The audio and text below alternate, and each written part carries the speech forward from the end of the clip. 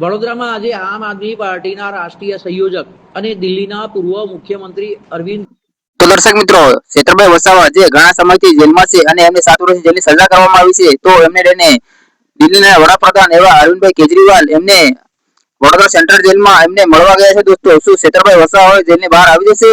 તો એમને લઈને અત્યારે બહુ મોટો સવાલ ઉભો થઈ રહ્યો છે. તમે લાઈવ વિડીયો જોઈ શકો છો. અરવિંદભાઈ કેજરીવાલ અને પંજાબના વડાપ્રધાન એમને પણ ક્ષેત્રભાઈ વસાવાને મળવા આવ્યા છે. તો લાઈવ તમે વિડીયો જોઈ શકો છો.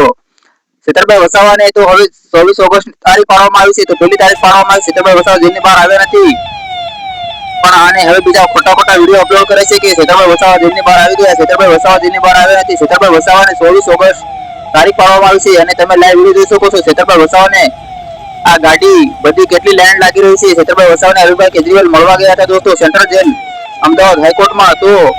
તો તમે તમારી શું રહેશે? ક્ષેત્રભાઈ વસાવા 24 ઓગસ્ટે જેલની બહાર આવ્યો છે કે નહીં આવે? તો તમે કોમેન્ટમાં જરૂર ઉતારો દોસ્તો. અને ક્ષેત્રભાઈ વસાવા લઈને આ મોટું અત્યારે બહુ મોટા પ્રશ્નો ઉભા થઈ રહ્યા છે કે ક્ષેત્રભાઈ વસાવા હવે જેલની બહાર આવશે કે નહીં આવે. બીજા લોકો કહે છે ક્ષેત્રભાઈ વસાવા જેલની બહાર નહીં આવે અને બીજા લોકો કહે છે ક્ષેત્રભાઈ વસાવા જેલની બહાર આવી જશે. તો તમે પહેલી ગોળી અમે ખાવા તૈયાર છે, પણ તમારો બધાનો સહકાર અમને જોઈશે, તો જ અમે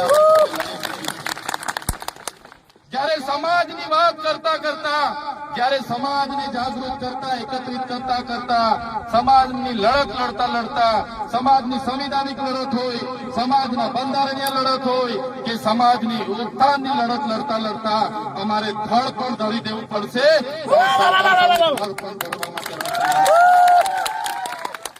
ત્યારે હું વધારે વાત નથી કરતો, પણ આજે પાડલિયા ગામમાં અમે આ પરિવારોને મળવા માટે આવ્યા હતા.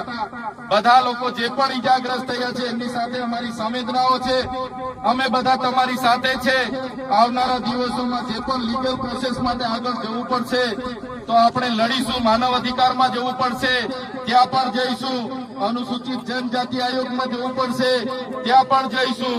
યુનો કોર્ટ સુધી જવું પડશે, ત્યાં પણ જઈશું.